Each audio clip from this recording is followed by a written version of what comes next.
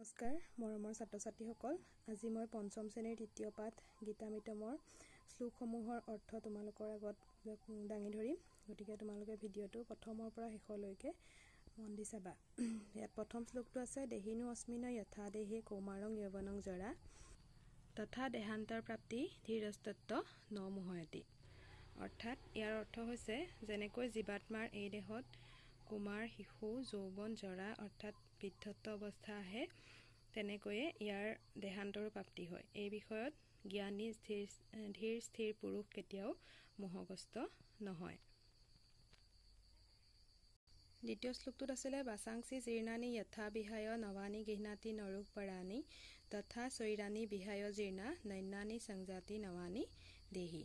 এই শ্লোকটোৰ অৰ্থটো হৈছে যেনেকৈ মানুহে পুৰণি বা ফটাচিটা কাপোৰ পৰিত্যাগ কৰি নতুন কাপোৰ পৰিধান কৰে তেনেকৈ জীৱাত্মাই পুৰণি শৰীৰ ত্যাগ কৰি আন নতুন শৰীৰত প্ৰৱেশ কৰে ৩ নম্বৰ শ্লোকটো আছে নৈনং চিন্দন্তি শস্ত্ৰানি নৈনং দহতি পাৱকহ ন চৈনং ক্লেদয়ন্ত্যাপু ন সুচয়তি মাৰুতহ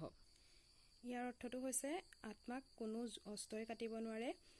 বা কোনো জুইও পুৰিব নোৱাৰে আৰু ইয়াক পানীও দিয়াব নোৱাৰে আৰু বতাহেও ইয়াক শুকাই পেলাব নোৱাৰে ৪ নম্বৰ শ্লোকটোত আছিলে সুখে দুখে সমেই কিত্বা লাভা লাভো জয়া জয়ো ততো যুদ্ধায় যুজ্যস্য নৈবং পাপম বাপসসি ৪ নম্বৰ শ্লোকটোৰ অৰ্থ হৈছে জয় পৰাজয় লাভ হানি আৰু সুখ দুখক সমান বুলি জ্ঞান কৰি যুদ্ধৰ কাৰণে সাজু হোৱা এনেকৈ যুদ্ধ কৰিলে তোমাৰ কোনো পাপ নহয় ৫ নম্বৰ শ্লোকটো আছিলে কৰ্মণ্যে বাধিকাৰস্তে মা ফলেষু কদাচন মা কৰ্ম ফল হেতু ভূৰ্মাৰ্তে সংগু অস্ত কৰ্মণি এই শ্লোকটোৰ অৰ্থ হৈছে কৰ্মৰ মাজতে তোমাৰ অধিকাৰ আছে কৰ্মফলত নাই কৰ্মৰ ফলত যেন তোমাৰ কৰ্মৰ ফল যেন তোমাৰ কৰ্ম পবিত্ৰিৰ হেতু নহয় কৰ্ম ত্যাগটো যেন তোমাৰ পবিত্ৰি থাকিব নালাগে বা কৰ্ম ত্যাগটো যেন তোমাৰ পবিত্ৰি নহয় একেবাৰে শেষৰ শ্লোকটো আছিলে ৬ নম্বৰ ক্ৰোধাত ভৱতি সম্মোহাত স্মৃতি বিভ্ৰমঃ স্মৃতি ভংসাত বুদ্ধিনাশো বুদ্ধিনাশাত প্ৰণশ্যয়তি এই শেষৰ শ্লোকটোৰ অৰ্থ হৈছে ক্ৰোধে জন্ম দিয়ে বিবেকহীনতাৰ আৰু অবিবেকতাই স্মৃতি ভ্ৰম কৰে স্মৃতি ভ্ৰম হলে